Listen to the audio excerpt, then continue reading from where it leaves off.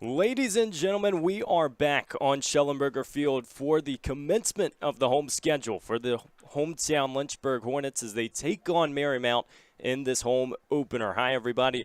My name is Evan Gates. Super excited to get you started in what has been a really interesting start to this season. Lynchburg has had some really tough competition on the road for the first four, but here they are back home, ready to go with some fresh faces, and we have so much to talk about. So many things that happen in an off season.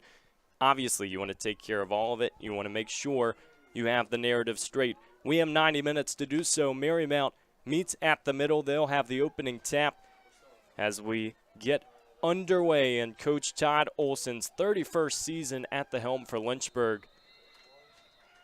What a run he has had. The 2014 national champion Lynchburg Hornets back in action the first time on Schellenberger Field this season. The Saints in blue moving left to right. Lynchburg in the all-white uniforms moving right to left. And immediately some contact.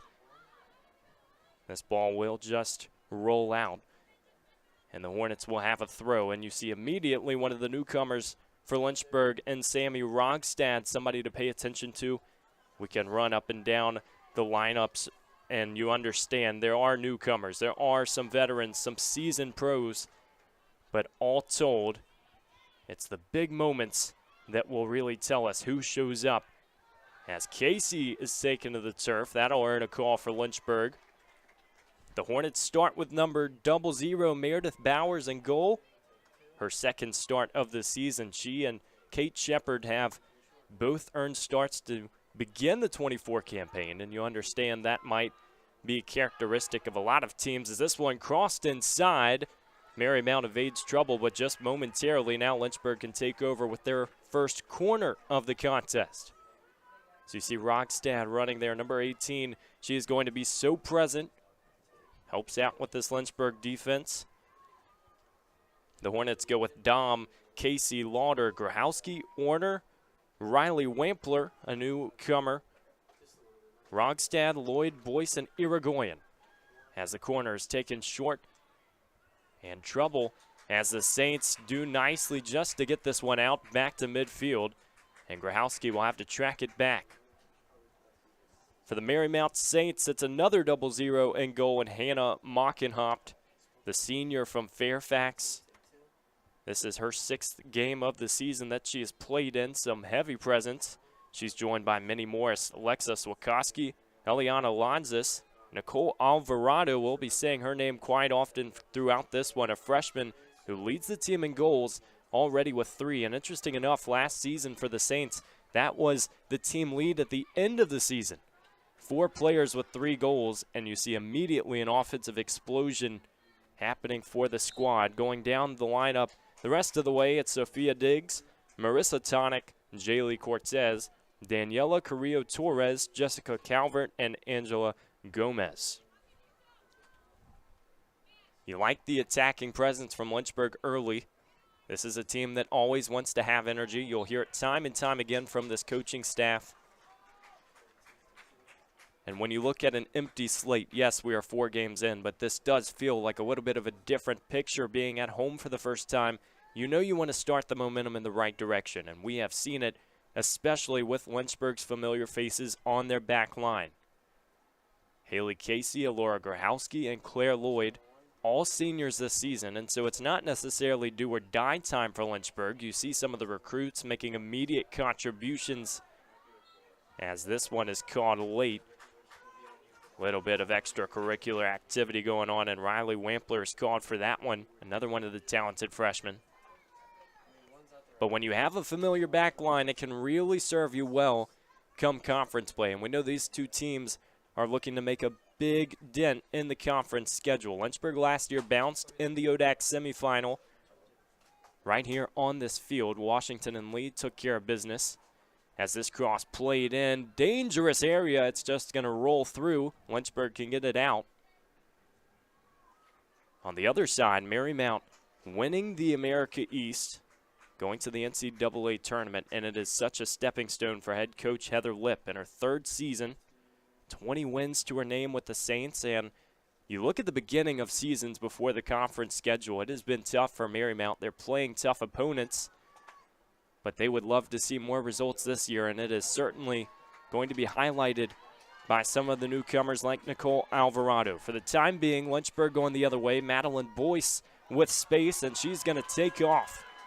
We know she's a track star as well. She's showing the speed into the middle of the field, and Marymount finally able to get this one out. It looked like it was going to be a coast-to-coast run momentarily. The Hornets take over, and here is Alvarado. Working down the touchline, it will be last touched by the Saints. There are so many storylines we can look back at last year and pay attention to, but I think notably it's the fact that Lynchburg feels like there's a lot more left in store. This is a squad that has had so much success at the ODAC level. We mentioned the national championship in 2014, but the expectations are always high, and it starts with recruiting. It trickles through to some of the veterans and just the classy play that the Hornets have employed. Have to be unified, and something this year that will be under the microscope for Lynchburg will be goal scoring. It is name of the game. You can't win a soccer game if you don't score a goal, but that is where the Hornets have struggled, and trying to get back to that bread and butter material, because you do know that the defense has taken care of business in big ways. Lynchburg, some steady play on the far touchline, and another foul called, so it will be a set piece. The Hornets, unfortunately, have been on the other end of many set pieces that have caused trouble. 5 of the 7 goals in last weekend's tournament were via the set piece. Those are opposition goals, so Lynchburg conceded 7. How often do you see that from the Hornets? They have really just tried to find their style. 2 ranked opponents as this ball is played in, placed beautifully, still in the box, and it looks like it will be taken out by Alvarado. Can't ask for much more from Lynchburg, though. You're seeing these opportunities, and if they keep on snacking, you have to imagine the wall's going to come crashing down. For now, Rogstad has a throw. We'll see if she plays it long. This one just goes short to Boyce and immediately taken away. You see it quickly, Lynchburg pinning Marymount down, and the Hornets attacking third, and Tonic really just didn't have space, trying to get it done in isolation. This one will be a goal kick for Mockenhaupt. It's a busy day in the ODAC. 10 teams in action, all versus non-conference opponents. It started at 11 this morning. The final games will kick off at 3. And it does feel like that time in September where everybody is in action just about every weekend. Soccer is one of those sports with fewer games on the schedule. You'll know that if you've watched Lynchburg's volleyball team. They played 5 at home in a span of 4 days. Doubleheader yesterday, doubleheader today in the Hill City Classic. That is currently in action on LHSN as well if you want to get all the details about Lynchburg sports. For now, we are out on Schellenberger Field, and what a time to be back. Such an awesome team when you look at culture and energy. Coach Todd Olson has invested so much into these teams, and at the end of the day, he is recognized as it's almost trouble. Casey comes crashing into Bowers. Foul will be called. It was Alvarado, and Haley Casey does not like that one. Some communication with the referee. I don't blame her. It was a dangerous collision, and you see Bowers, anytime the goalkeeper gets out, you're likely going to have the call swung in that direction. We know in terms of safety and getting everybody on the same page, you always want to protect the goalkeeper, but now Lynchburg has possession again. It's only brief as Marymount can take over on that far touchline.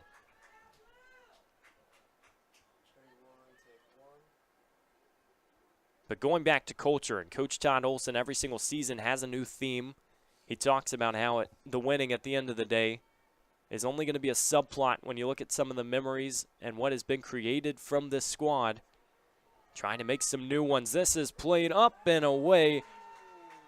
Almost sneaking to that corner, but Bowers won't have to do anything about it. The theme this season for Lynchburg starts with Harambe. It's divided is weakness, united is strength. That's the translation, and it just seems like it's so fitting after what Lynchburg has been trying to accomplish, trying to get back in that ODAC championship picture. It has to be together, and this squad feels like they have chemistry like never before. Hornets still just trying to get down the street on the far touchline. Will do so with some stop-and-go action. Hornets now possessing. There's another call. Flag goes up, and another set piece on the way.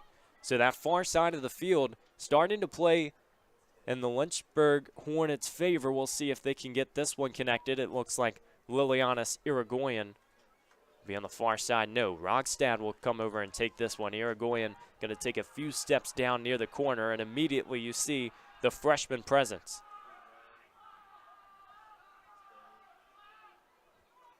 This one in swinging from the left foot. Also going to reach the middle. Dom had contact. Lauder goes over just barely. That's one of those you're going to want back. You talk about finishing, and Lynchburg really has to seal the envelope on some of those plays. Megan Lauder still searching for goal number 1 of the 24 campaign.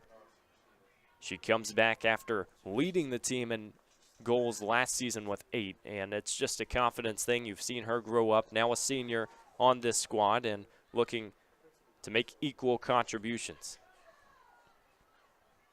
A noticeable difference for this Lynchburg attack. We'll be losing Vic Newman out on the wing.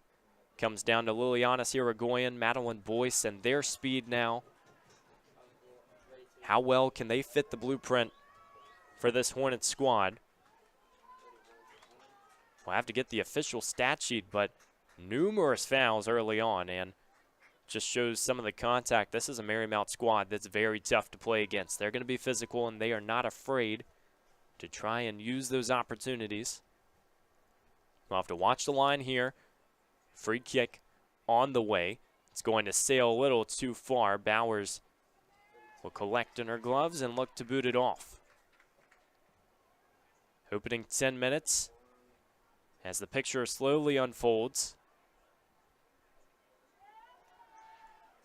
Looking back at the most recent contest, we know that Lynchburg really just struggled against Johns Hopkins in the last contest, but there are some bright spots, and the fight from this squad certainly is something to look at. Can't forget the fact that Meredith Bowers had 10 saves, and despite allowing 4 goals, you really see the numbers and the number of shots that she faced, facing 23, 13 of which were on frame. You have to feel like you're starting to build confidence. That's the reason she's starting today. Little tumble in the midfield. This pass is just going to go a little too far through. The Saints trying to find some separation. You see this triangle now. They'll try to use this on the attack. Through ball will be collected by Casey and sent the other way.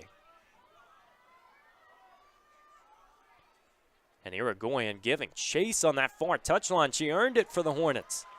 Those are the hustle plays that go a long way, and it's a great work from number 27 in white. She has had some very strong plays for Lynchburg. Don't forget that game winner in the ODAC quarterfinal versus Randolph-Macon. One of the moments you won't forget from last season. Lynchburg was spaced. Rogstad sends this one up almost.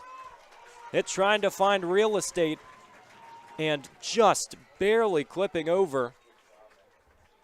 That'll get your heart rate rolling if you're Mockenhaupt in goal. Talked a little bit about what she's done this season coming into this one. 6 goals allowed, but 11 saves. 171 goals against average. Rogstad is so impressive. Some of these plays, we as broadcasters start to try and dissect, but you look at the talent, and especially from this freshman class, it's really difficult to put a blueprint on it because there are so many different variations. And immediately Lynchburg back in the driver's seat. Cross in. Dom has it. Trying to find an option. Boyce stays on side. Goes back to the middle. No can do. And Marymount once again finds the back door. Lynchburg just more and more getting up this field. You see defensively, they really allow their backs to get up the field. And in the wide portions of Schellenberger, that's what you want to do if you're trying to attack. Widen it. Allow your attackers to truly stay in the box. You want some tap-in goals. You don't want to be shooting from outside the 18, although that almost worked as well for the Hornets. If you were watching 3 minutes ago, Rogstad with maybe the Hornets' best opportunity yet. Another one from Lauder early in this contest as well. The Marymount Saints 7-10-5 last season, but they did start 0-1-3. Very similar to how this season has unfolded. 1-3-1 record through 5, and you know that there's still going to be a lot of optimism. Went on to beat Marywood for the United East Championship.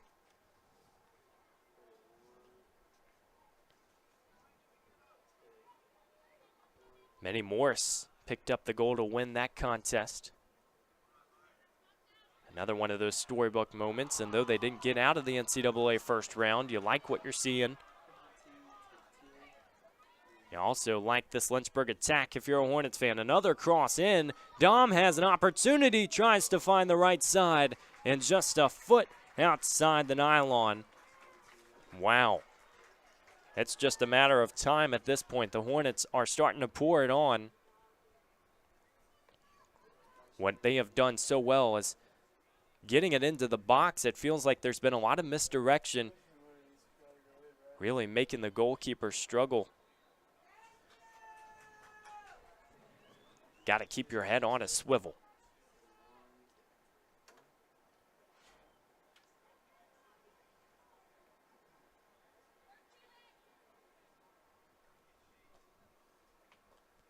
Marymount sends this one off. Just under 29 minutes to play in the first half. So glad you're joining us on LHSN. A full season of women's soccer that we are so excited to get underway. It just feels like having the team on the road the first 2 weeks is such a shame. You know, you want to play every game at Schellenberger Field if possible. But to get the competition you want and to find new opportunities, you do have to travel. Lynchburg started it in New Jersey. It was a positive weekend to tie in a win. That first win, the lone win of the season, came against Keene, a 2-0 defeat. And obviously some tougher opponents, Hardin-Simmons and Johns Hopkins, and that weekend at Roanoke. And something that can make it even tougher is the fact that Lynchburg had to travel up and back both days. 2 separate days, and that's just how the travel logistics play out. There's only so much you can control as a coaching staff. But for some of the freshmen, you've already really started to travel. And these trips add up. They can be taxing come late October. Lynchburg still trying to find space on the field, and you can see once they get the attack underway, transition unfolds pretty quickly. Rogstad in the middle of the field, maybe looking the other way. Or excuse me, that was Lauren Orner, the talented sophomore. The 16 and the 18 on the Lynchburg jerseys, pretty reminiscent of one another, and it's very cool because it does give us a chance to talk about Lauren Orner and that midfield for the Hornets, the sophomore from Reisterstown, Maryland. She started in 18 matches last season, and it shows the confidence that Coach Olson has. This year is all about leadership. How much can you do in that midfield to really take control? Can't forget the fact there will be some graduates after every season, and with graduates come new roles and new positions to maybe employ some of your leadership. And so a big opportunity now, while you still have some of these seniors in the house, you want to take advantage and learn from some of the best. Another free kick for Marymount. We've seen this in a similar position early. Getting set to send this one off. And sails all the way. Bowers collects. Basically a punt return as that one is taken care of, and Calvert's kick goes a little too far. So Lynchburg still feeling pretty confident about things early. You like the shot attempts. quality over quantity is certainly going to be the name of the game, and you know that when you look at last season. That is what Lynchburg wants to take care of.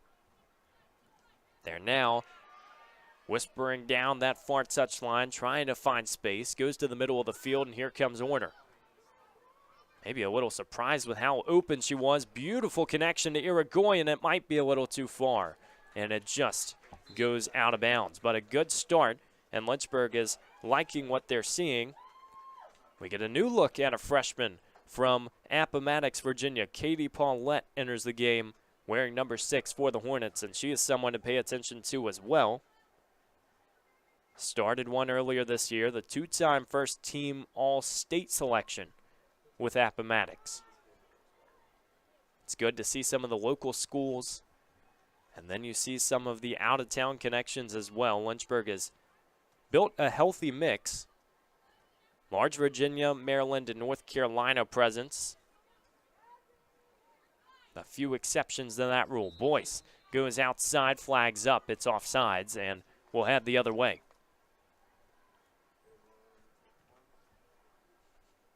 Gives us a second to talk about Marymount's coach. We talked about Coach Todd Olson for Lynchburg. Well, Heather Lipp is in her 3rd season. That is her 3rd full season. She was an interim in 21. Did well enough to earn the job, and she has really continued to instill some trust in this squad. 20, 33, and 11 at Marymount. But again, winning that conference championship last season will do a lot for your team and a lot for the buy-in. We will see how it just continues to grow. Anytime you have a coach that comes in and wins, you like what you're seeing if you're the athletic department. Big reason as well is the fact she recruited and coached Layla Lodgedale, the program's first American East Rookie of the Year selection. Lodgedale is so crucial for this defense in the back. And it just feels like every single game, she is one who will make big contributions. We have yet to see her on the field today. Don't know if it's going to be injury related or maybe just a playing time thing earlier in the year. A lot of the lineups will be selected and made differently with every single time. This is going to be another throw-in for the Saints. Sophia Diggs will take it.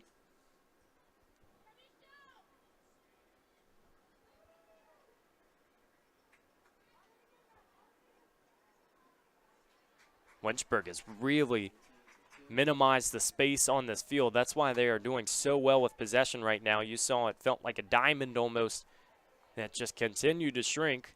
You want your triangles in soccer. You always hear those narratives of trying to get good passing, making sure you have at least 2 options open, the window always fresh.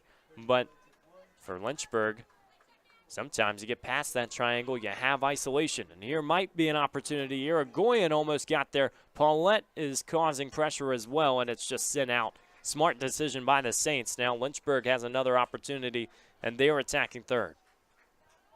Substitutions coming into this one.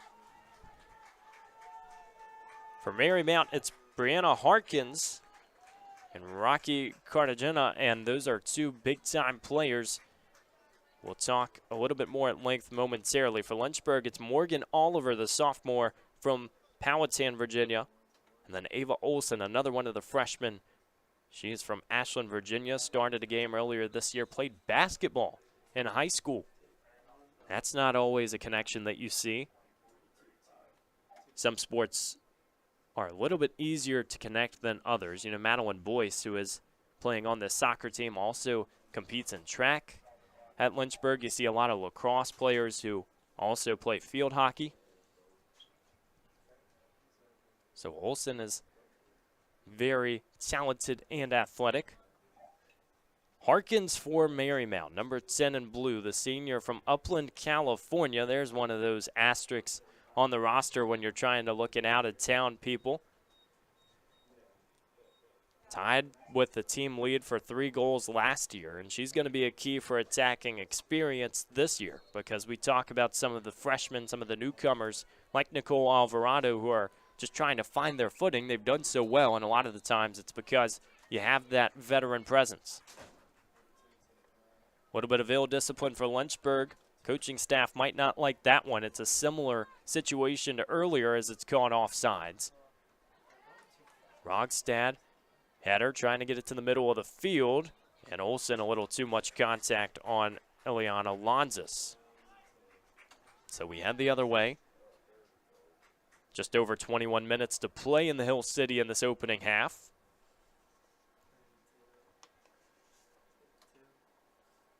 Lynchburg last season 7-2-1 at home. Lost that final game of the season to Washington and Lee. They also lost their home opener to Johns Hopkins, but everything in between was stellar.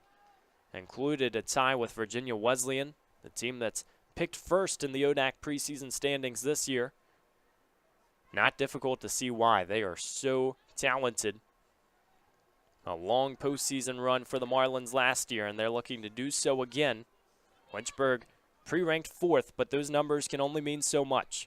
Boyce can't run it down, runs out of room. Lynchburg is liking that near touchline. Ella Tampio Irons enters this match, and in her senior season, another attacker that's going to have some big contributions. She was injured late in last season, and it caused some problems with trying to get time in those postseason runs, but you see her size and her speed. Immediately, she's going to try to get out on that wing and attack. And for Lynchburg, you want to have as many goal scorers as possible. Extend that portfolio. Irons is somebody that can get it done. You see on the near touchline, kind of just lingering, hand in the air. Pass won't get outside, and now maybe that connection. Oliver does it. Irons going to run it down, and maybe her first chance on the near side of the field. Cross inside, can't find anybody.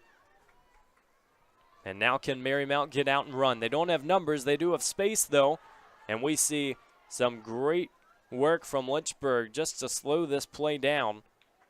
Riley Wampler, one of those new midfielders. How much contact can you get away with? You got to learn. The referee learn what sits and what doesn't. Rogstad runs this one down, going all the way back. Maybe a pass too quickly. It will be Lynchburg's possession. They get another throw-in.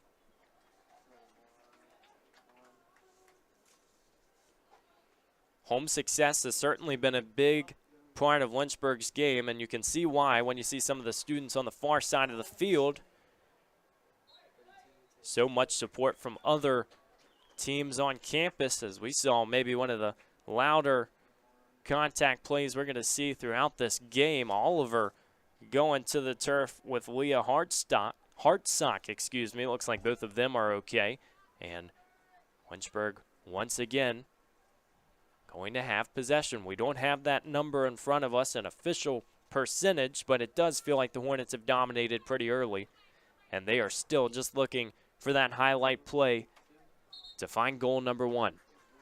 Slew of substitutions from Marymount. Sandra Wellington enters for Lynchburg. We'll see some new alignment.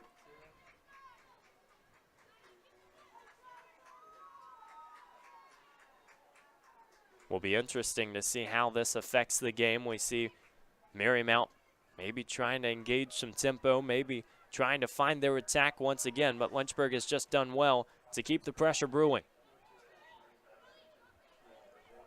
This pass goes outside.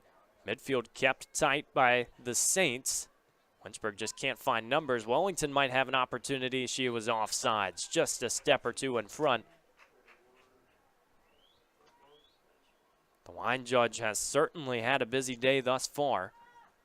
The Hornets have tried to find that cross-field pass that is just not connected yet, and the crosses have come relatively frequently, and I think it's just due to what this coaching staff wants.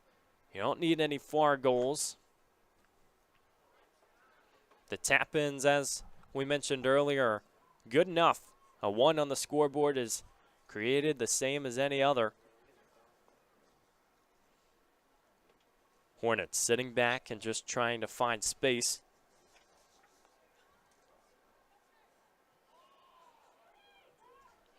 Maddie Olson getting ready to come into this match. But for now, Lynchburg would like to get maybe an extra goal first. Irons cross still in the middle of the field. For a second, looked like it might sneak through, and the Hornets still in a dangerous area. This one goes all the way through. It looks like it will be a goal kick, no late deflections. And now Maddie Olson will come into the contest. She replaces Wampler. So a midfield swap. So we head almost into the final 15 minutes. It feels like the Hornets just haven't had that one goal they needed, and they came out hot. Last few minutes, maybe some more 50-50 ball, and it all starts in that midfield. You need an injection. You want to win the hustle plays. Saints still trying to find their spot. This pass won't find anybody.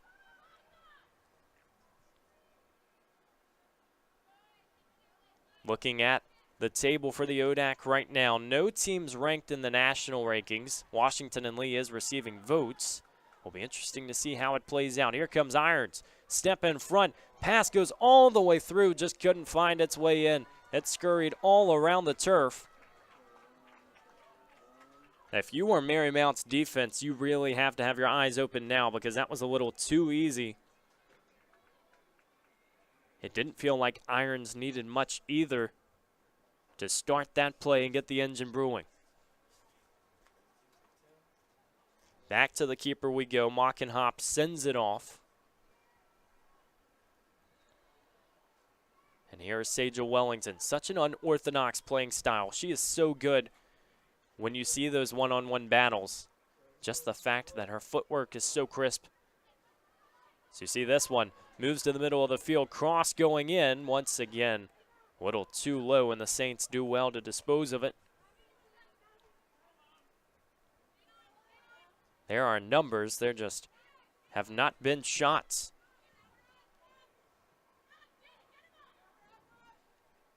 Marymount, that physicality on display. Irons just a tap back to Rogstad.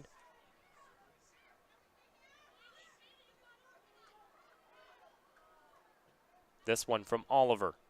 Delivered to Grahowski on the far touchline. She has the speed to get past it. Wellington might be able to start a run now. Through ball to the corner. Opportunity for Lynchburg. No, just couldn't corral it. Little too pedestrian on the far side of the field. Lynchburg had a good thought, just poor execution. But another example of how those backs can go up into the attack. Grahowski is willing to run. She is aggressive as anyone will be on the field. We will see if they can insert another injection. Pass goes back to Haley Casey, the 2022 third-team All-American. Last year, another stellar season from Casey. You know she is just always looking to make a difference on that back line. First-team All-ODAC and All-ODAC tournament team last season. Very gritty. She's going to play tough and communicate for Lynchburg in the back. Much like Layla Lodgedale, whom we talked about with Marymount. Little too much contact. Lynchburg fans might not like it, a little soft, but the Saints do earn it, and they will head the other way, and they've played well so far, despite when it was really just a thunderstorm of shots from Lynchburg early in this contest. I don't think this coaching staff appreciates the fact that there hasn't been one in the back of the net yet.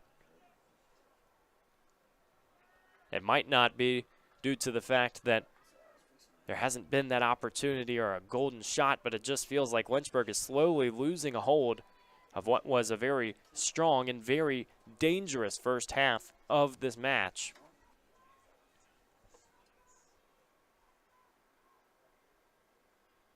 Last year for Lynchburg was a very streaky season. The wins came all in streaks. A 2-game, 5-3, and another 2-game win streak. And it doesn't always play out that way if you're an analyst or a numbers guy. Sometimes you can look a little too far into that, but you do understand this team was hot in stretches, and it could certainly pay off come the conference tournament. Feels like the ODAC has just gotten better and better. Coach Todd Olson at the beginning of the season said it's the middle of the table. The top has always been so impressive, but there are no days off in the ODAC slate. Anybody can beat anybody on a good day, and it will certainly come into shape when we start seeing that conference slate just a little bit later on. Lynchburg will insert Hannah Phillips into the lineup, and now immediately an opportunity. How many times do you get that? She went into the match, and about 20 seconds later as her first shot, it just sails over. If only that post was a little bit taller, Lynchburg might have had their first opportunity earlier. Was a golden strike from Rogstad that just couldn't connect, but did get a chorus of oohs and ahs from the Lynchburg fan base, and they're still searching. Here is Rogstad. Oh, wow.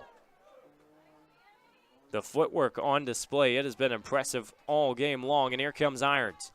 Using that size, 28 on 28, crosses it in, and the goalie trying to get active, and it goes over. Another chance, and it feels like Lynchburg had it in their hands, and the coaches can't believe it. Finishing is that one category of the game that Lynchburg wants to get better at. It has been the narrative, and it is not a surprise to anyone. Wow. It all starts with the play from Rogstad, sets up Irons, and then just couldn't connect on the cross. Maybe a second opportunity here. Irons looking to set up shop.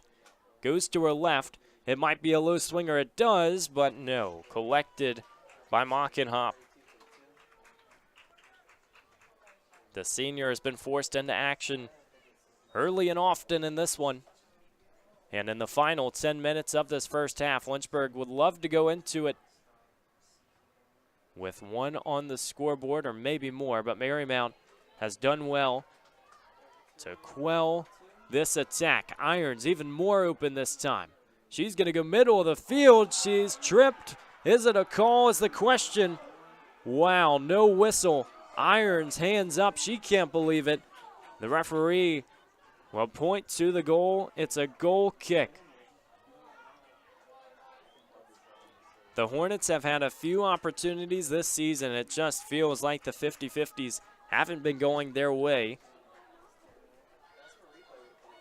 That's a difficult play to dissect, and you know that it's really just a measure of how much contact will the referee allow, but it looked pretty clear. The Hornets against Johns Hopkins played very well early, but it was a pair of goals that set it up. The cross goes over. Wellington couldn't get a head on it, and now in the far corner, we'll see if Lynchburg's Ava Olsen can do something with it. Cross just crawls back. Revisiting that Johns Hopkins game, those two goals in less than a minute just really felt like they were the daggers, and when every goal is a set piece from your opposition, it just feels like there's only so much you can do. It's disappointing if you're Lynchburg, but you do know that in the free run of play, you have done well to control tempo and possession. Irons gets a head on it. Can't be overstated how well she has played so far. She comes in as a substitute and almost always adds some energy. Strong touch from the Hornets. But it's still in the middle of the field, and Olsen looking to make it a little wider. Wellington open. A touch down, and here we go. Maybe a cross opportunity. Wellington just couldn't connect again. Great hustle from Lynchburg. It does get out before anything else can happen.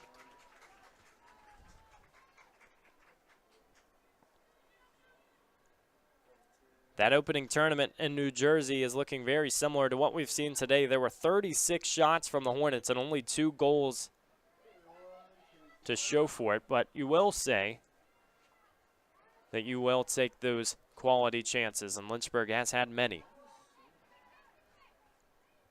Beautiful day on Schellenberger Field. Mid-September action and the non-conference schedule. It's always so much fun just to see what every team is about. A new narrative every time. Marymount has struggled to find their attacking third. And the last 10 or 15 minutes, Meredith Bowers has really not been forced into action much. Have to imagine she would like to keep it that way. This pass threads through, and Wellington, maybe with numbers, looking in the far side. Irons is running, but just can't get there. Wellington, even with that low ball, looked like she could connect with the far post. The piping just a little too close.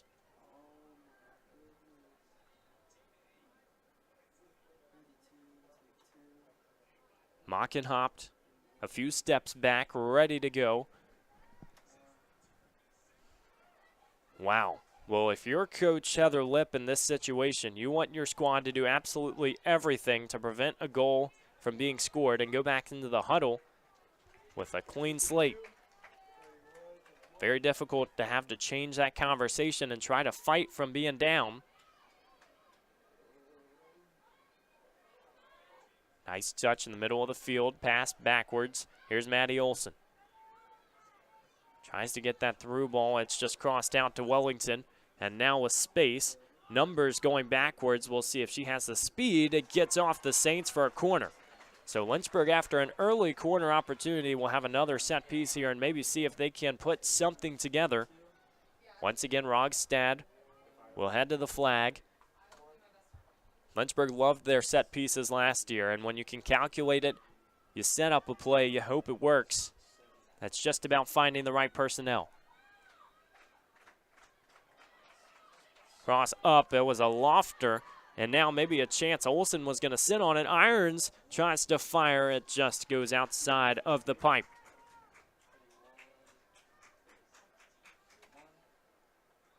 So once again, trouble evaded for Marymount.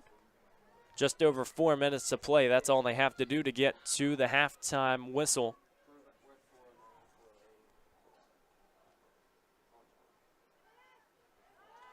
Last season, a narrative that was familiar at home, Lynchburg would score early, their opponents would equalize, and Lynchburg would have to find a game winner again. 3 times was the scoreline 2-1 at home, where Lynchburg had that exact same plot play out. It feels like right now, if Lynchburg could just get 1 goal, it might be enough. The way that they have been playing, the possession has been so heavy, keeping some of Marymount's attackers out of this game. You haven't heard Alvarado's name, some of the other Saints in a while. Maybe this will change it. Space for the Saints. We'll see if they go back. Rogstad gets a foot on it. You saw Alinda Carballo. Here's another pass that Wellington will just have to watch sail onto the track.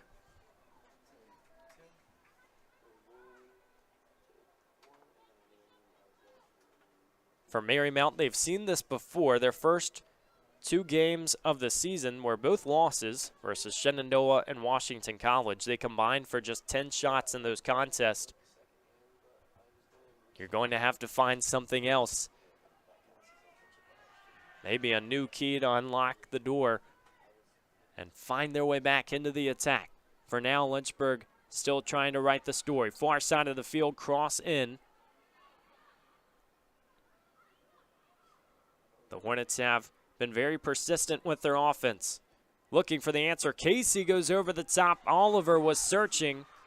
But once again, Mockenhopt collects. Clean play so far from the Saints goalkeeper.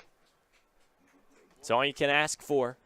Your defense's job is just to facilitate the goalkeeper's role. And despite a few plays throughout this game where you've seen the gaps open up, it feels like it's been a relatively easy job. On sides was Ella Irons, and now an opportunity. crawling towards the goal. Right foot goes in. Space for the Hornets. They can't get the shot off again. Here's Oliver looking for the top right corner. So the search continues. It feels like it is just creeping closer and closer, and maybe the ticks are going to expire a little too early for Lynchburg.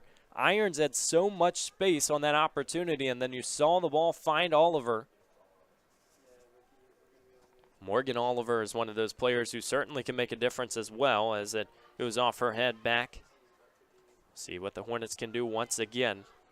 Warner and Oliver were two consistent spots in that starting lineup last year, as this one's going to be offside. It's a pretty easy call for the referee. Oliver last season, 2 goals. Started 5 of her 19 appearances. This season's all about confidence, finding comfort in her position, and we see this for a lot of Lynchburg's midfield. It's a young one. You go back a few years and look at some of the graduates like Emily Santana.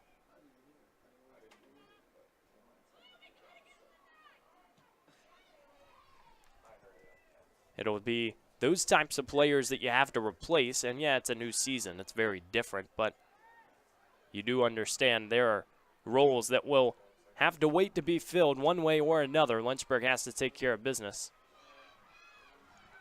And the clock is ticking down. Lynchburg, maybe a long throw. It doesn't look like it's going to be in the cards. Can they sneak a late response? The Saints will just clear this one out, and it looks like that's how we're going to go to half, unless a long shot finds the net. First 45 in the books. Nothing on the scoreboard, but Lynchburg has certainly dominated possession. They're getting shots up and quality looks. 7 shots haven't found the net, but maybe one of the second half strikes will be the one to remember. So far, Lynchburg Marymount playing to a 0-0 first half. We'll be back with halftime stats and analysis. You're watching the Lynchburg Hornets Sports Network.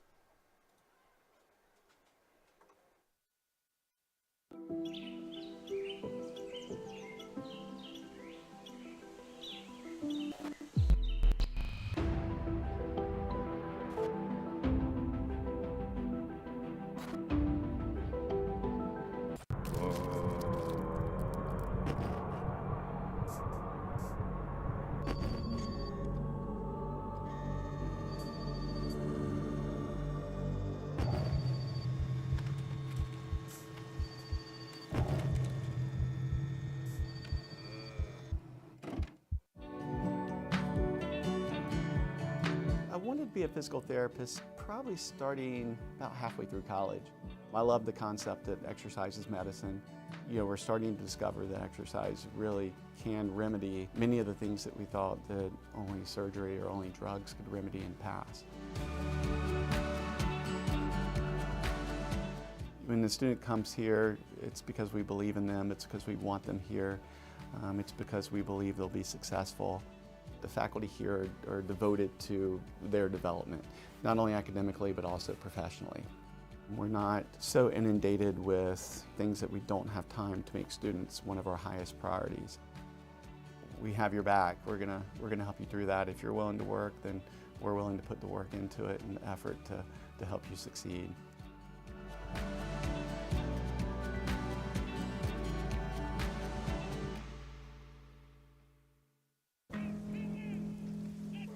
Celebrate the soggy shoes and the slow starts. Celebrate the lessons learned along the way.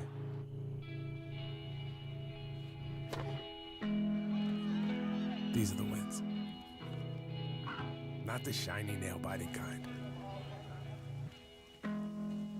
These are the last a lifetime kind. Want to have some outdoor adventures while getting a degree at the same time? At the University of Lynchburg, we have an on-campus zip line and rope course. Plus, we offer adventure trips that cost less than a cup of coffee. And did I mention our beautiful scenery? We're a university for students looking for something more than just books. Welcome to your new adventure experience.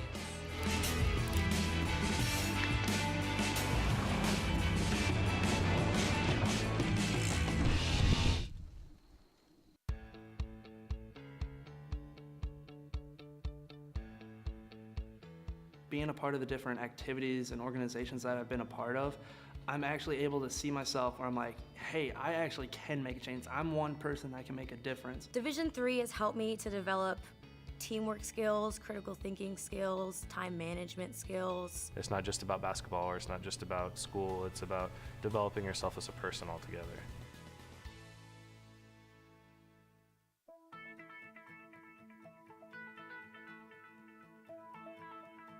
College has given me the flexibility to pursue my passions and my interests, and I've recreated my identity for myself aside from just being an athlete. My greatest personal discovery has been that I am capable of doing things that I didn't know I was capable of doing. To be able to study what I wanted to and continue to play the sport I love, all of those things came together very nicely in one package in Division III.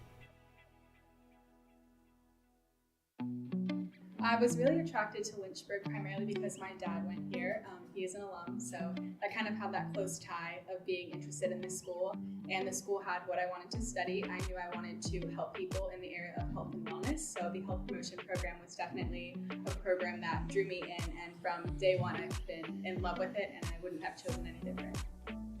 I have never had better professors or teachers in my life, and I think here at the University of Lynchburg, the professors definitely care about their students, especially in the health promotion department. These professors want you to be educated, want you to have the experience, and just want you to feel confident going into your career path following your collegiate education. You just feel like you're cared for here and that you matter, and that no matter what, at the end of the day, you're going to be successful, and the people here really want to be here, and everyone has a purpose, and it's just a great environment to be in.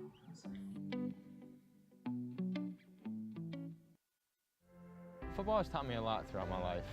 It's definitely had a huge imprint on who I am as a person.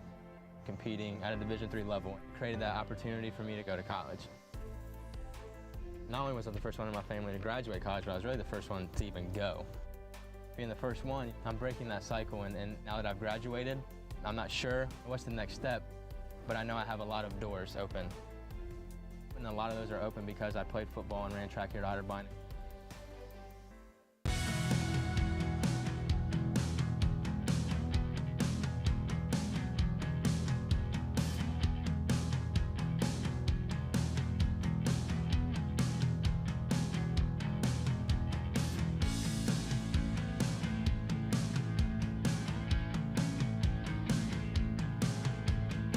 Get your career in the game by enrolling in the University of Lynchburg MBA program with an emphasis in sport management.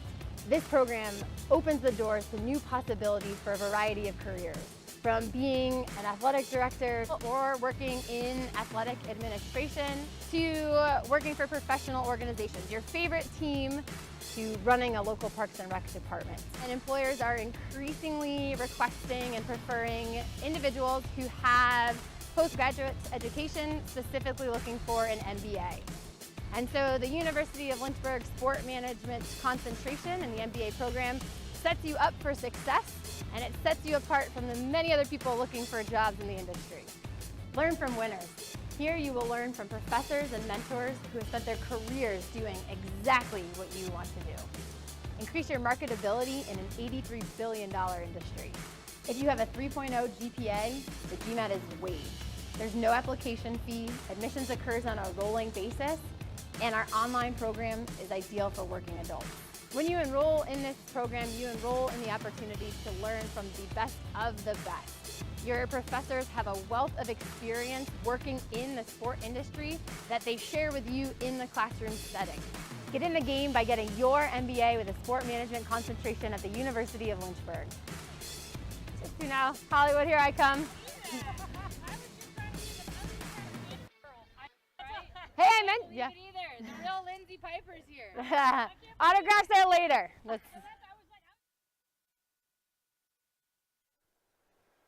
Through 45 minutes here on Schellenberger Field, this game is pretty reminiscent of what we have seen on the stat sheet from this Lynchburg squad the entire season.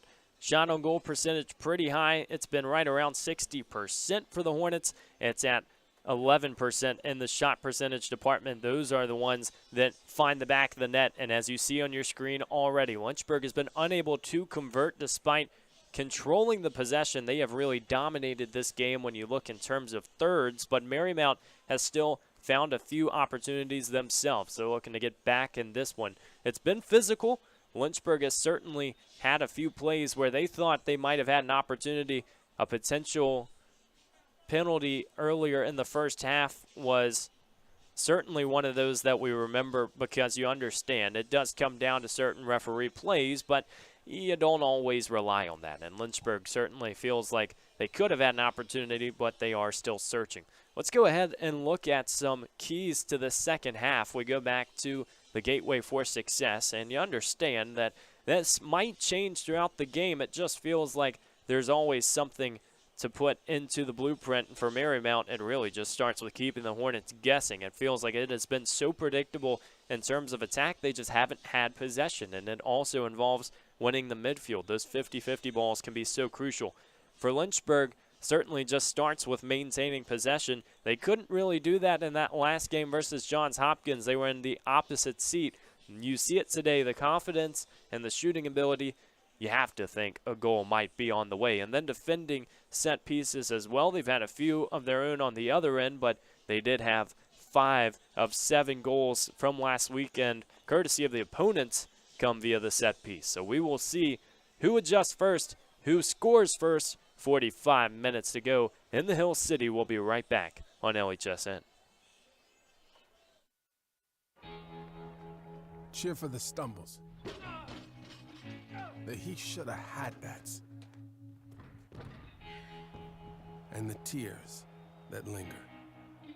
For in those moments, greatness lies. There you will find the provoked, the determined, the unified. It's in those moments that champions are born. My name is Davion Washington Jr. I have the honor of serving as the student body president. I have 5 little siblings. I'm the oldest of 6 siblings, and they look up to me. I'm setting the tone.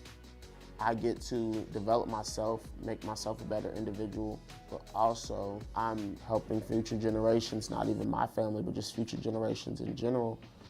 I found my passion here. I found, the love for what I want to do. I've just really had an amazing time here. It's changed, my outlook on life.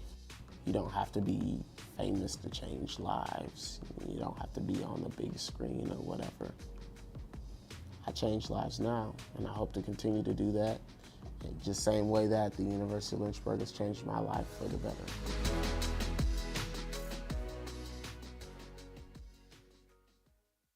All right, my name is Joshua Carr. I am a senior. I am a theater major as well as a history minor. I love the arts. I love acting. I love entertaining. I live in 5th Street, the historic black neighborhood. The money came in, transfer, scholarship, all that. I appreciate that greatly. I pay my own tuition. I ain't got no help. I pay everything myself. I mean, I'm smart too. So they gave it like, you smart, here. You know what I'm saying? I appreciate that though. You come here to do a job. I came here to do a job. A student's job is to get that degree and make something of ourselves.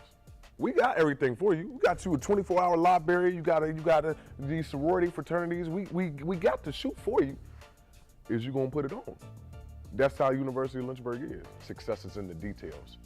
You know what I'm saying? It's like you learn it, know better, do better. What I love is they allow us to speak. They want our voices to be heard. They want us to talk. They want us to bring up the discomfort. They respect our point of views. They respect Black Lives Matter. They respect the LGBT community. They respect those, you know what I'm saying? That's what I love about my school. They respect that, and they allow us to showcase and voice our expressions. I love the diversity here. I love the different interests of people here. I can act, dance, sing, box, play football. I can do it all, you know what I'm saying? I can teach somebody that doesn't know what I know, and that person can teach me something that I don't know that they know. That's what you get here. You get diversity, you get different people with different knowledge coming together, sharing information and helping each other out. That's what I love. That's why I say people. I love the people here. College, think about it. If it's not for you, fall back. If it's for you, go further with it. And University of Lynchburg will be that choice. It's gonna be right there. They're gonna shoe, make the shoe. They're gonna do what it do. It's up for you to put that shoe on. So that's what I say.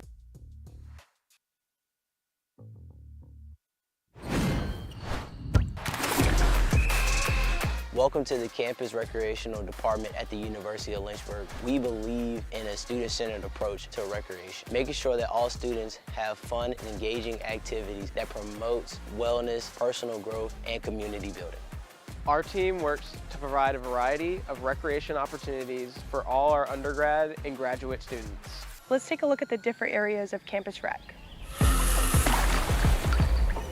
Campus Recreation covers all outdoor recreation. Our team offers dozens of trips per semester, maintains recreation facilities on campus, and offers outdoor certificates and leadership training.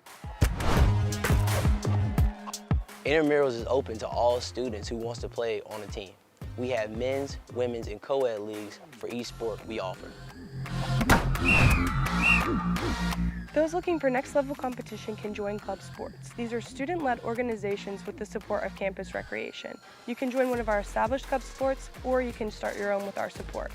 Campus Recreation offers an excellent amount of opportunities to stay active, make new friends, and develop new skills. We hope to see you soon.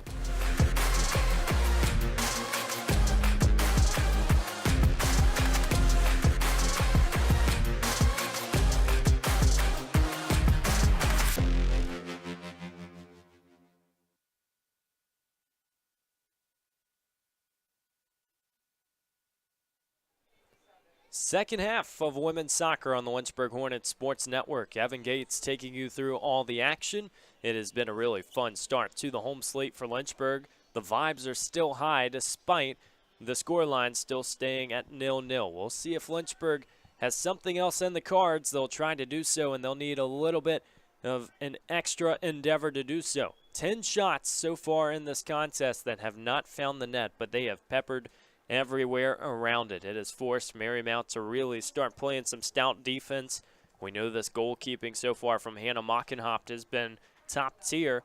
A few opportunities in which Lynchburg just couldn't find the frame, though, and maybe their best chances of the day have been what felt like gimmies that have not connected. But nonetheless, Lynchburg still looking and still moving forward in the final 45 minutes. It starts at midfield as they will take the opening touch. Pretty nice showing from the students on the other side of the field here at Schellenberger. It is always a great day to be a Hornet. The sky blue and sunny and a very warm and atmosphere as well, not just in the weather but also from the crowd. Here we go. Ball sent forward. Lynchburg will just look midfield with a throw to get things started. If you're just joining us, the Hornets in all whites. They're now moving left to right on your screen. Marymount in the blue jerseys, a little bit of black on them as well. Really nice design.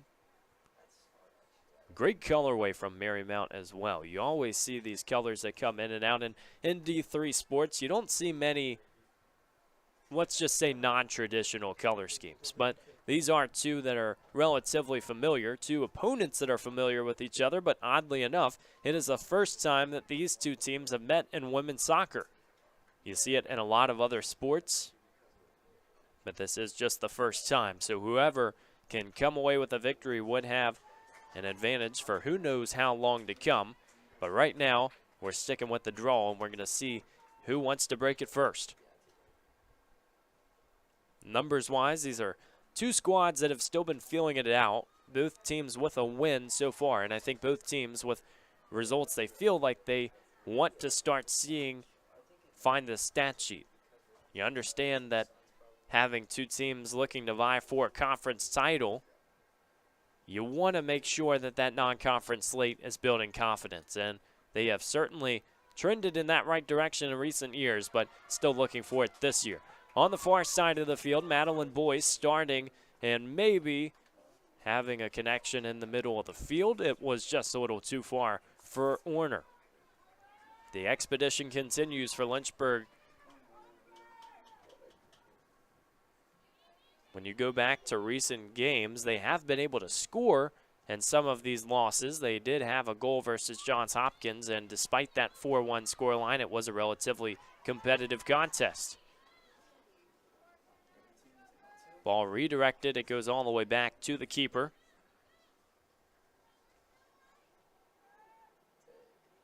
Marymount, 56% of their shots have been on frame this season coming into this contest, and you have to take advantage of opportunities because, as you have seen in this first half, they might not come often. It will take some of these counter chances, and maybe when they have space, as Casey tumbles to the turf. She didn't like that one.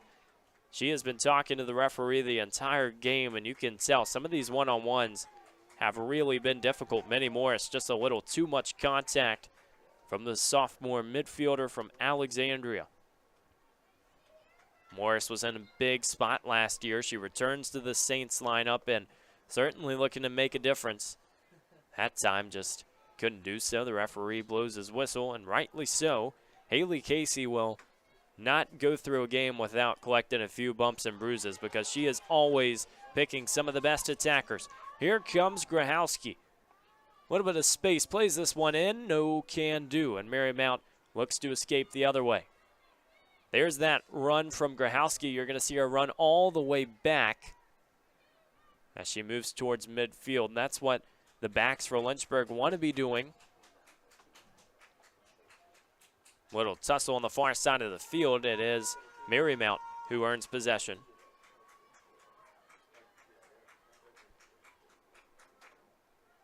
The Saints last year scored 16 times, but they did assist on 11 of them, so you know that the opportunities have been connecting the right way. It's just a question of how frequently can they score this year.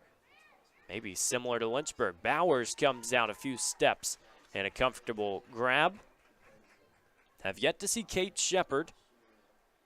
She and Bowers really partners in crime so far this season. They have been switching roles with the goalkeeping. Very different from what we have seen in the past, where Jade Leckliner started just about every contest she entered. She graduates, and now Lynchburg, a little bit of a new look, but you do like what these goalkeepers have brought to the table. And Bowers, with her height, really eliminates some of the top shelf shots. Great offer line as well, and so some of the teams that try to sneak behind will find some trouble. This one might be trouble, and Mockenhop just does enough to kick it off. Here comes Marymount searching the other way. Alvarado looking up. Can't find anyone. Finally gets the through ball, and Irigoyen a little shove in the back. That'll be an easy call as Gomez hits the turf. Maybe a smart call as well. There was open green. Instead, the whistle gets blown, and so far from what we have seen, some very strong contact throughout this contest. I don't think the Cards are going to make an appearance unless we see something way off the charts. It would take a pretty strong foul. You can't always look at it that way. It's not one size fits all. We know referees have their different officiating styles, but in this one, a lot has been allowed to play, and if you saw what was almost a potential penalty in that first half, was a pretty clear indicator that not much is going to warrant an extra look or call. That being said, early in the half, you saw a lot of transition opportunities stalled because of those fouls, and I think that really plays against Lynchburg. They want to be running the entire way. This time, Marymount stopping, and maybe their first look that could have been clean, except Alvarado just couldn't find it. Now on the far side of the field, the Saints have a second opportunity. Alvarado still with space, working to the middle of the field. This time, Saints' shot goes through. Bowers has it and sees it the entire way. For a second, it looked like Alvarado was going to have the window, and we know she is so talented as an attacker. She has been out of the equation so far, but not by her doing. It really just feels like it's been a possession problem. Oh, Lynchburg trying to get away with one there. That was a smart play from the Hornets, but they still can't repossess, and now Orner trying to take control. Numbers all around, and the Saints are just looking to move forward. The Hornets can turn the switch in a hurry. Claire Lloyd plays it to Oliver, and now the run is underway. Middle of the field, takes a shot far and in for the Hornets. Morgan Oliver makes it happen. It's mayhem on Schellenberger. A shot from Jupiter that finds the net, and it's 1-0 Lynchburg. Well, we thought the shots and the goals would start happening. It didn't take long in the second half, but how about that? We talked about tap-ins the entire game, and it is a shot from all the way outside. Lynchburg leads here in the Hill City. Sneaky attack. That play, when you look at how it materialized, it really was just Oliver who was confident in her touch and slots one home downstairs. It was very impressive from the sophomore. She adds one to the goal tally. You wonder if this is going to take the door off the hinges now, as the Hornets are right back in there attacking third. Plays it to Orner. There you go. A duo for Lynchburg sophomores. They slot another one home. This time Lauren Orner feeling lucky. It's 2-0 Lynchburg. An explosion. You just have one spark, and sometimes the chain reaction is going to find its way around Schellenberger. The Saints just sat back a little too long. It didn't look much different from the other opportunities, but now Lynchburg is just finding their confidence and really kicking it home, and it's a big-time play for the Hornets.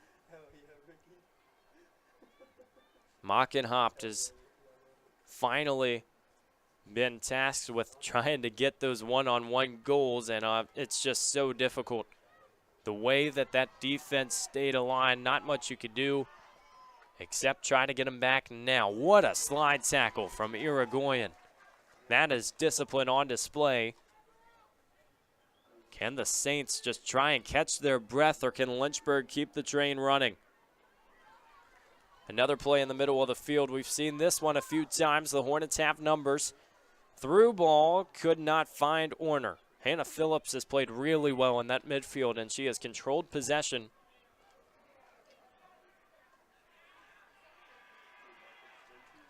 The Lynchburg men's soccer team did this very same strategy. It was against William Peace and their home game, except it came in the first 4 minutes of the contest.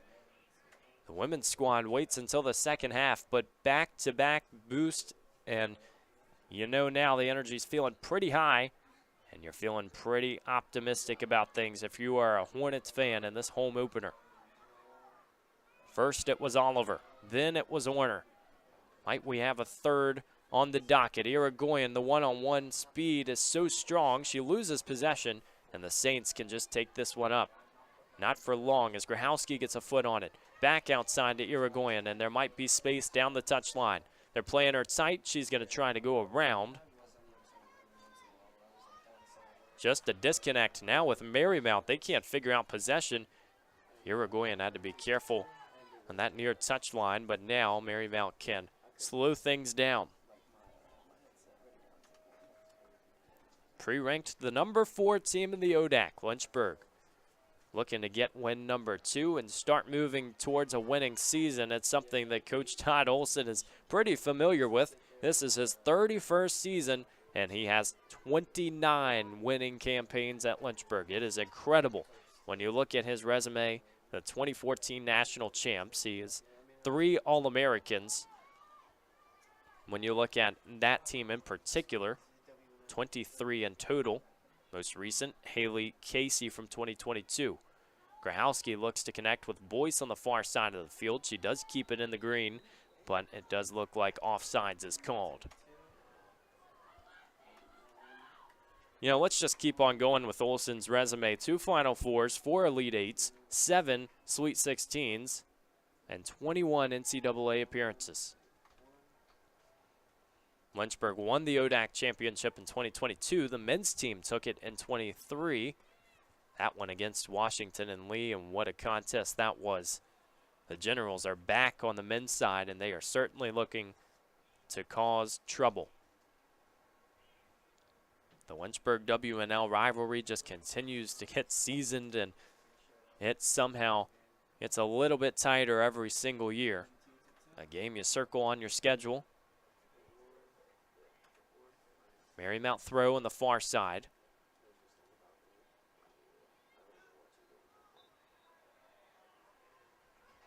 Still thinking about some of those strikes from Lynchburg. If you're just joining us, you are maybe 10 minutes late because Lynchburg found their footing for the first time in this match and did not take long in the second half. Morgan Oliver connects from outside the 18 on a very nice strike. And then it's Lauren Orner who slots one home. Completes the package deal, and it's two midfielders for the Hornets that have just continued to make important impacts.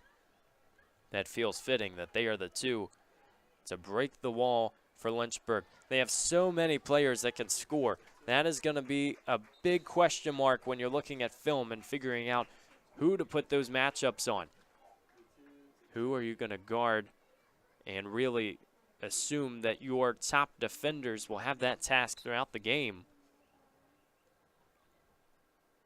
If you pay more attention to one attacker, you're vulnerable everywhere else, and that's what the great teams can expose. See Haley Casey, she's had that assignment pretty much this entire game, and Minnie Morris has stayed relatively silent. Few opportunities from Marymount have come close, but just not close enough. And Alvarado, their main striker with 3 goals to start the season, the freshman, has only really been able to watch early in this one. Far side of the field. Now Irons looking for separation. Touch too heavy for Dom. Grahowski will take over, and she's running forward. Wellington looking for the ball. She will just hold on to it for now. Did she stay on sides? Yes. So number 10 in white going to try and put something together. Forces the ball out of play, and Lynchburg has a throw. We'll see Grahowski take this one. 32 minutes to play in the Hill City. 2-0 Lynchburg.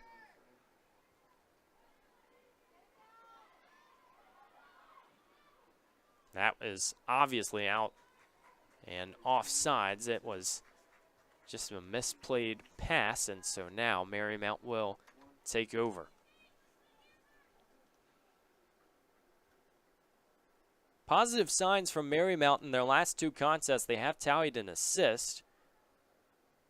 They were shy of one for the first 3, and so now you're looking to even just get a goal in game number 6 of this 24 campaign.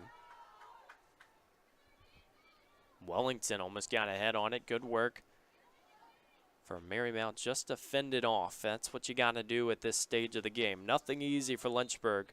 We have seen Gomez in that back line for the Saints. She has stayed very active.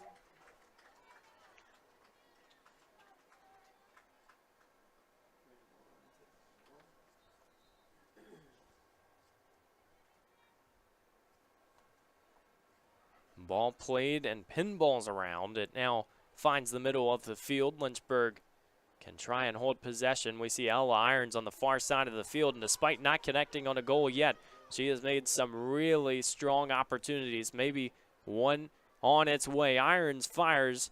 This one no good. Deflection stayed off the line. The flag is up, though, and it was almost a golden third opportunity. Lynchburg is starting to shoot from further out. You can tell that confidence is there. You're starting to exploit the goalkeeping.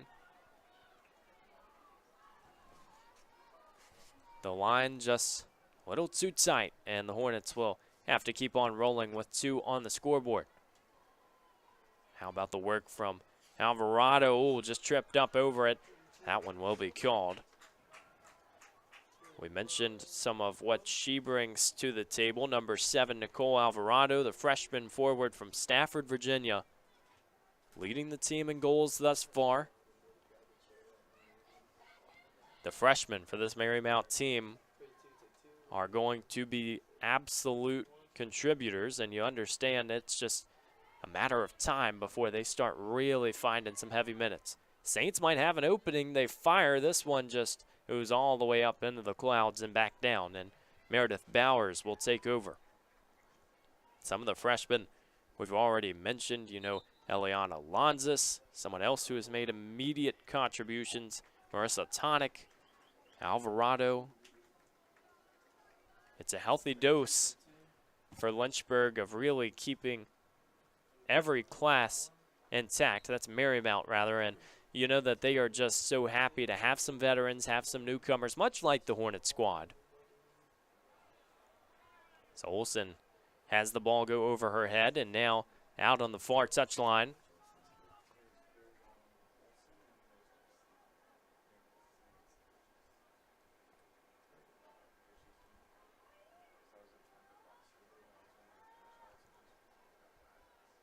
Six days since the last match for Lynchburg. They have 8 until the next one. It'll be a contest versus Emory. They lost that battle last year.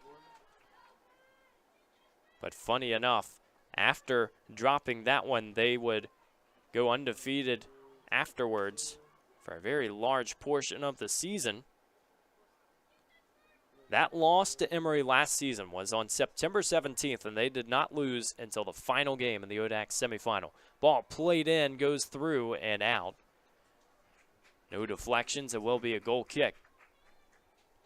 To put that into context, folks, that's 47 days of undefeated play for this women's squad. 7-0-3 in the regular season conference. That Washington and Lee loss, the lone one against a conference foe.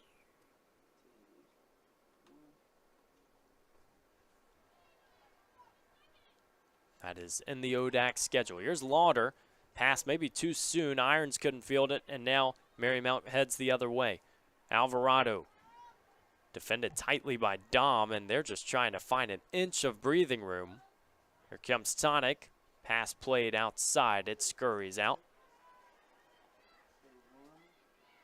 Coach Olsen has talked about this block of the season as a chance for stronger development, trying to mesh this team together. You got those 2 tournaments to start the season. It just feels like you're always on the road or prepping for someone new. Now you have a little bit of downtime, and these weeks are so crucial because the ODAC is going to creep up very soon. If you can get things underway now, start developing a pretty consistent lineup. Doesn't always have to be starters, but you do want to have some players that you know are going to be in spots game after game. The great thing for Lynchburg is that their back line is pretty rock solid. You're not going to see many changes in that department. Marymount has a free kick. It's in swinging, goes all the way through. Bowers collects. She made it look easy. Moving to her right. Again, that eye level really not contested in any way, and that's why that play was so easy for the Hornets. But almost connects. The Saints still searching for goal number 1 as Bowers takes this one and punts it out to midfield. Lauder with space. Irons trying to go on the backside. Will she fire away or keep on going? Oh, it's great defense. Stellar work. Jordan O'Driscoll,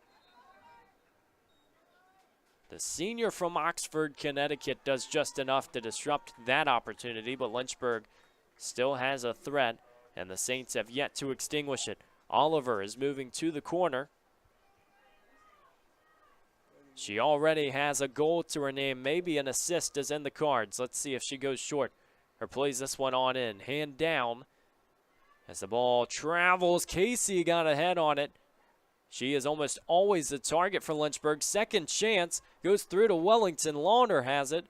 Who takes the shot? This one from Rockstad, no good. Connect the dots. If you want a chance, you might get one if you're in the right spot, and Lynchburg crowds that box so much on the corner opportunities. It is what every team in soccer will do, but it feels like the Hornets have added extra emphasis, trying to get those easier goals. You see someone like Haley Casey, who headlines the defense of the squad, almost exclusively the target of those corner kicks. There are certainly variations, but the way that she has played it, she can get up. That athleticism on display. And again, it goes back to the toughness for everyone on this squad.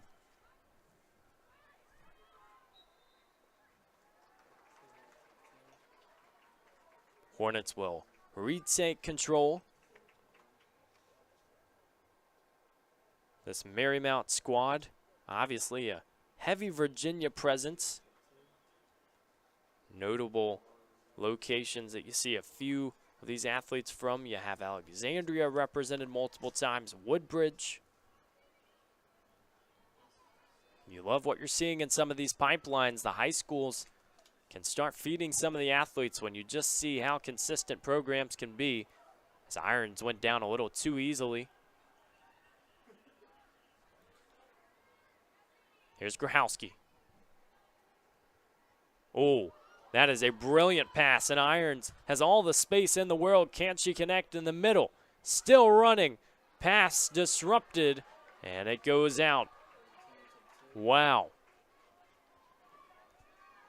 If that cross just finds any air room, you might have a third goal for Lynchburg, because tell you what, they had the attackers pouncing on it. Those are the opportunities I would have to imagine Coach Olson wants this team to clean up, and it's just going to take time throughout the season. It is still very early. Despite having a short schedule in the soccer frame, you do know there's a lot of time and space for improvement. Wow, Wellington could have been having another golden opportunity if there was another whiff on that cross. Irons out wide. We'll have a throw for the Hornets. Last season, nobody had more than 3 goals for Marymount, and it's just credit to the committee that got it done. They're versatile offensively. It doesn't matter who's taking the shots. A little bit of a different approach now with Alvarado. She is going to be a star if she continues to progress. We already talked about Rookie of the Year honors for Layla Lodgedale. Well, might Marymount see it again with Nicole Alvarado? Only time will tell.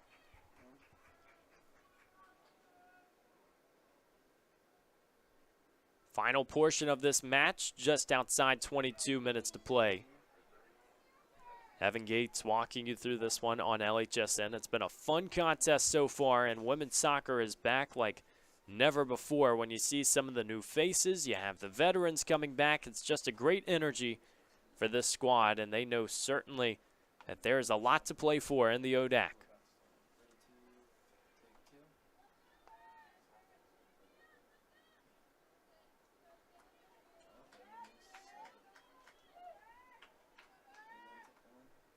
Might the Hornets be able to script up a third goal as Lauder goes down off the ball, and you can hear some of the fans not liking it throughout this contest. A lot of them have been caught consistently. There has been rough contact, as this one might be a little too much from Ava Olson as Alvarado hits the turf.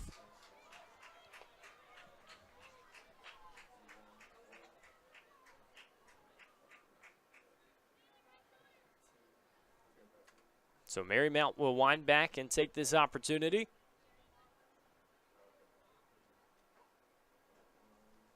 After this one, the Hornets will be back on the road for a neutral contest with Emory. Similar to last year, they will play that one in Charlotte. Then on the road at Mary Washington before playing Guilford Saturday the 28th.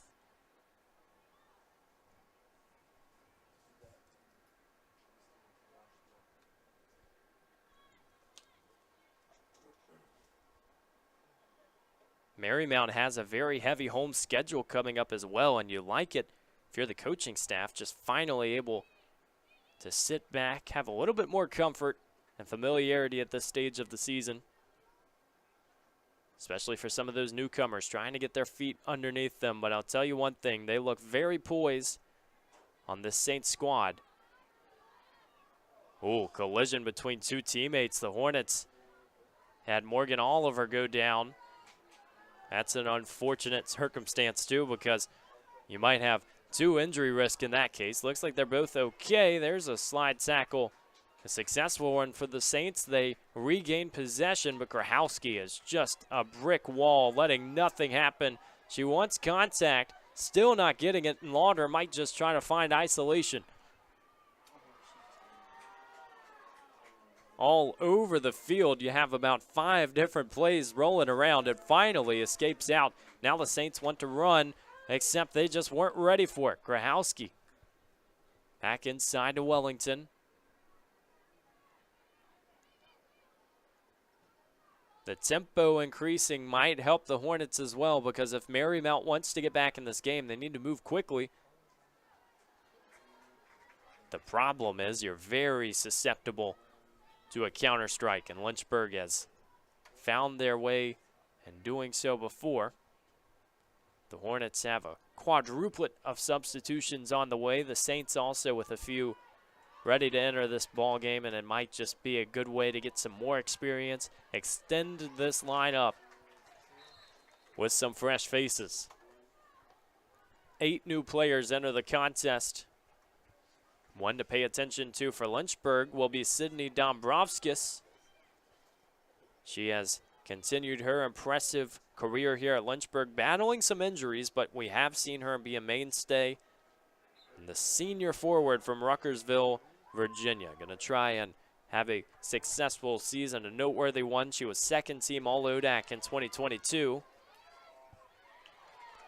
Right away, you see another play as this pass from Anna Zirkel finds the outside as Paulette lets it go for a throw.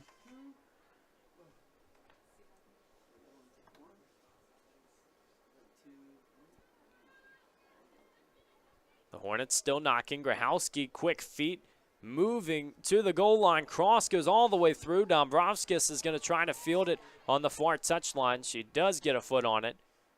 Now Lynchburg can settle back in. Long run all the way back to the middle of the field, and the Hornets still trying to keep shape. You see a few different players in different positions, and it will be interesting to pay attention to it this year. Casey moves out to that near touchline, just sails it out. Evading trouble rather than letting anything stick around. Marymount will have Jordan O'Driscoll return to the contest. Ball's in her hands. This throw will sneak through. Lynchburg would move to a 2-2-1 record should the results stay the same. They have yet to play that opening ODAC contest.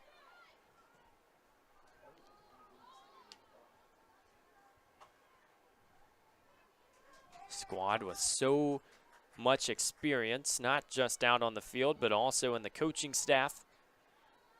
Coach Olson, we've talked about with that national championship, has Nat Deacon, who played in it, on his coaching staff. One of the assistants that just continues to make impact and influence and really just allow her athletes to buy in.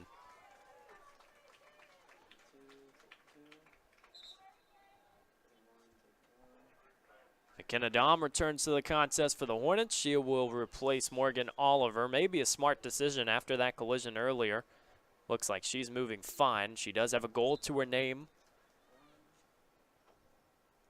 Looks like she is going to get checked out by that AT staff just briefly.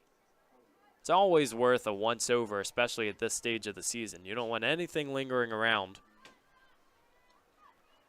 The Hornets are relatively injury-free at this stage of the season, and that's such a positive sign. You want your main contributors in the main spotlight, and it has to start early to build that chemistry. Here comes Zirkel near the goal line. This cross goes through. Perfect opportunity, and it just wasn't enough for Lynchburg. They might have a second one trying to climb through the window. Dombrovskis. Too much contact in the box. That's where that play will end. McKenna Dom was almost surprised that she was that open and just lofted that shot over the frame. Some of these chances, it just feels like the Hornets have taken advantage and they're getting clean looks. They're just not putting it in the back of the net.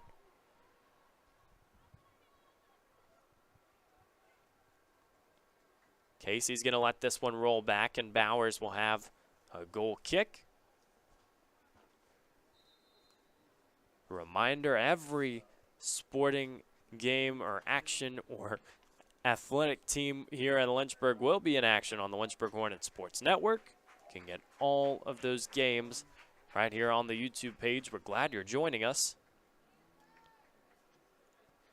And we say it, not just talking about teams, but coaching staffs and personnel, because there have been so many changes for Lynchburg coaches throughout this offseason. We know Jenny Relaford now at the helm of the field hockey program as Enza Steele retires. And she has gotten off to a nice start for the number 13 Hornets going into the season. They are trying to add on to what was an impressive resume last year, going to the national quarterfinal. And then you can't forget about volleyball and Kevin Cardoza. And his first season, previous assistant at Virginia Tech. Volleyball hosted the Hill City Classic this weekend. 5 games that they have played this week. It goes back to the Code Red contest against Randolph-Macon on Wednesday. That's where this week really started in terms of all the games, the entire slate, and it has been busy ever since. And this is really one of the exclamation marks or the punctuation points on what has been a great start. If you have seen the clips or even watched it live, that Lynchburg Code Red contest was absolutely extraordinary in terms of the atmosphere, having everybody in the same spot. If you're a freshman and you're watching, you just love what was going on. Really starts to feel like home. Paulette could not field that pass, so it goes out, and 13 minutes to play. The Saints will have to do some work quickly if they want any shot.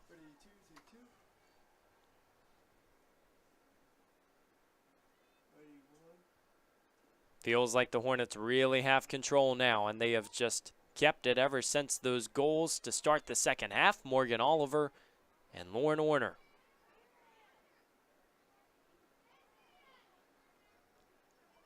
The double O trouble, slotting one's home as Zirkle runs out of room. More substitutions. Maddie Olson comes back into the contest for Lynchburg, along with Taylor Burton, freshman defender from North Babylon, New York.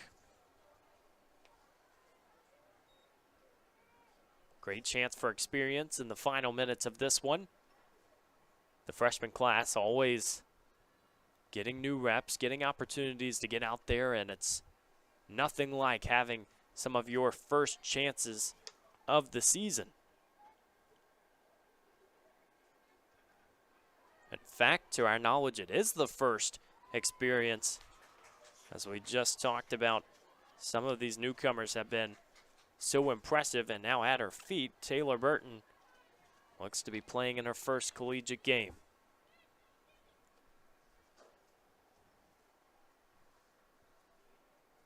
Not going to assume any score lines yet as this one goes final, but should Lynchburg take care of business, Coach Olson is very extraordinarily close to a big landmark. When you look at his record, 495 wins at Lynchburg as it stands. He's already the winningest women's soccer coach here at Lynchburg in school history. And his 31st season, he has just built such an impressive resume. And though he might give some of the credit or all of the credit to his players and the teams throughout the years, it is just such a special treat to still have him leading this squad. You can tell the buy-in and the confidence. They just love what he has been able to do. We appreciate the success he has brought to the table. This women's soccer squad, 29 winning seasons for Coach Olson.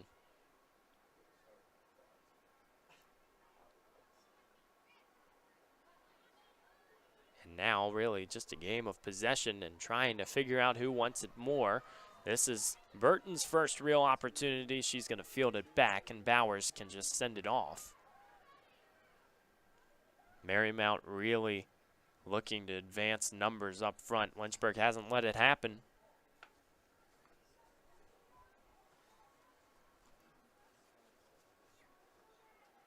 The day for many of the starters is done for the Hornets, so it looks like they might be content with 2. We'll see if that changes, if Marymount can throw another goal up on the scoreboard and take away the clean sheet. Pass to Paulette in the middle of the field.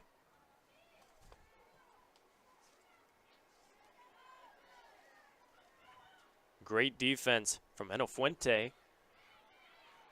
Now the Saints had to watch out. Dombrovskis was coming from behind, and Lynchburg looking to advance down the far touchline.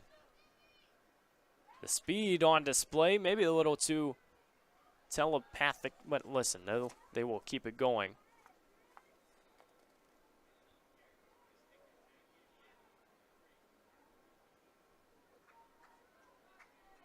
This offense is going to have so many options if they can just continue to find the goals, especially early in the season. Helps to find the net, but you do know a lot of these players on the roster who might not have anything on the stat sheet, they can still be the ones to make a difference. Oh, now an opening. Through ball to the middle. Paulette is one-on-one with the goalie, slots it through. There's a goal for number 6 in white. A three-piece for Lynchburg, and it's been a masterpiece in this second half.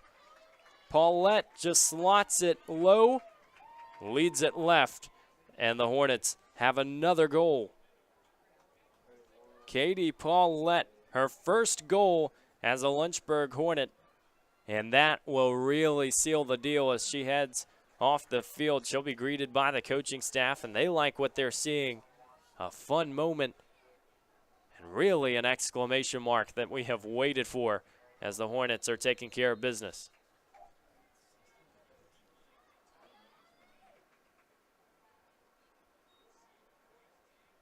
Well, there you go. Back to our previous point. So many players getting in on the action, and Paulette, somebody who has really set up her teammates well, she takes advantage of an opportunity and lets one fly.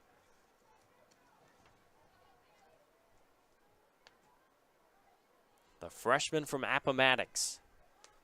You'll see her almost exclusively up front.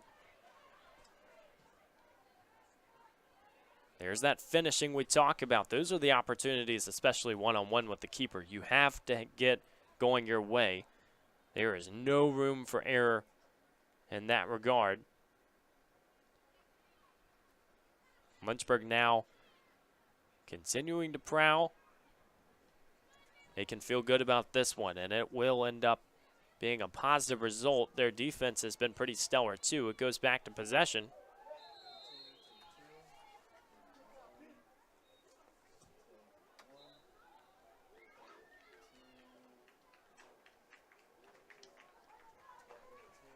We mentioned some of the triangles earlier in this contest, and Marymounts have really dissolved as we see a new keeper for Lynchburg, and there is who we talked about earlier. It is Kate Shepard, the junior from Virginia Beach, Virginia. She has started 3 contests so far this season. She'll finish the endeavor that Meredith Bowers has started. And the clean sheet, if it is kept, will be a collaborative effort. It has been some rock-solid stuff. Now, Lynchburg's keepers have yet to really be tested. We know Bowers did stellar work, but we will see if Shepard has any extra shots. 2 goals allowed, 4 saves on 15 shots faced so far this season, and Shepard is one of those who have just continued to mature, and you know that this is a season where the opportunities are bright. Without Lecklider on the squad, you have to have somebody to fill that role. Ball played back into the midfield, and now Tegan Casey has space, sends it over the other direction. New player this year occupying number 2. We talked about Vic Newman, who is not on the squad anymore after graduation. That was Samantha Spears, freshman defender from Richmond.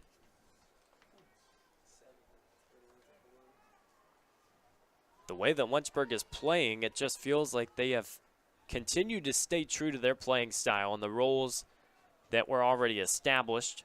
Vic Newman was one of the best when it came to one-on-one opportunities. She could really erase any defense.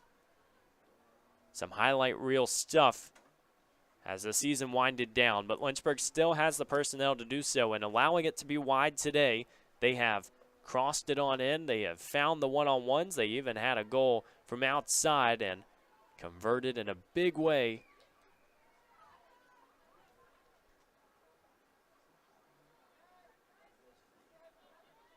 Will be time away from Schellenberger Field and Turner Gymnasium. It will be about a week's time before any Lynchburg teams will field opponents. So a big week for practice. Here comes Zirkle, almost had a touch to get inside the box. This one is broken up, now outside. We'll see if Spears can do anything about it, and the Saints will just send it on forward. A little bit of a missed touch that time. Will go out. And just about 5 minutes to play here in the Hill City. That was Ellie Goldberg, another freshman. We've tried to go up and down the lineup with all the newcomers. Goldberg, a defender from Suffolk, Virginia. As Shepard fields this pass back, she will send it off, looking for Zirkle on the near side of the field. This is a good through ball. Will it connect is the question. Yes, it will, as the Hornets have a throw. Sometimes you don't have to have the ball at your feet. You just got to do enough to keep it. Hannah Phillips did enough to earn possession again for Lynchburg, but this time Zirkle could not finish the play.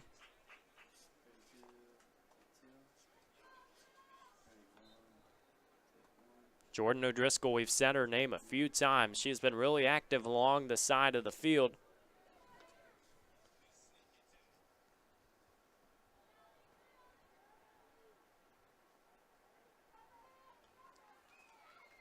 A little bit of trouble and traffic in the midfield. Credit to the fans in this one. They have really stuck it out throughout this contest. You know, on a Saturday to have any of the students out there, you want to get as much support as possible. There's never any guarantees with everything else going on around campus. You even had volleyball today.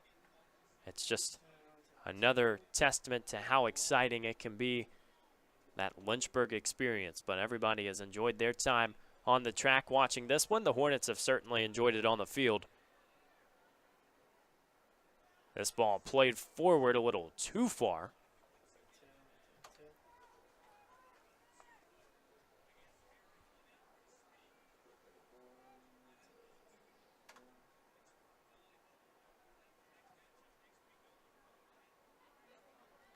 Saints defense sits back. Hornets can continue to move forward. As we talked about, a date with Emory is upcoming, and it's just such a difficult non-conference slate. We already talked about some of the ranked teams that Lynchburg has encountered in Hardin-Simmons and Johns Hopkins. Emory is usually a mainstay in those rankings, and they have continued to perform well out of the UAA.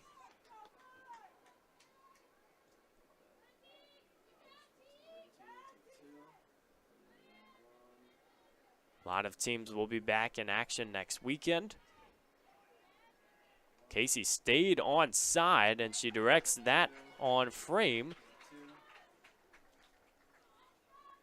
No problem, though, in goal. And now Marymount maybe trying to cook one final recipe here in the final 2 minutes and 30 seconds, or else they're heading to a shutout, and Lynchburg can enjoy this one after what has been a very difficult first 2 weeks. Starts with experience and just finding the new roles on the team. It seems like Lynchburg is ready to embrace the challenge. That tough, gritty attitude has to start with trusting one another, and it is such a united group thus far.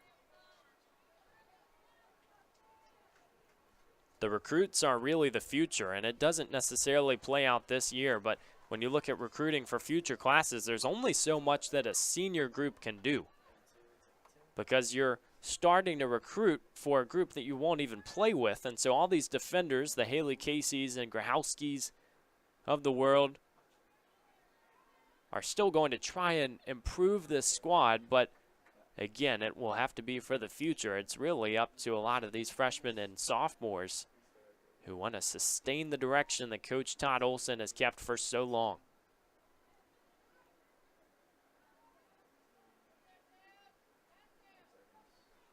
For Marymount, will have to be a hard reset. It's nothing different than what they encountered last year. A tough start to the season, but they did find their footing in conference play. They have chances to do so and still a lot of time left.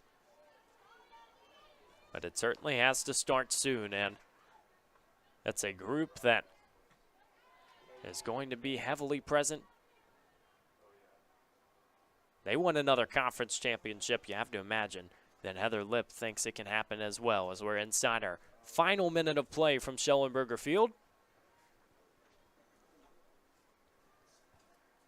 Hornets goal scorers so far. Morgan Oliver had the big one to start the second half. Lauren Orner finished it out just about 60 seconds later.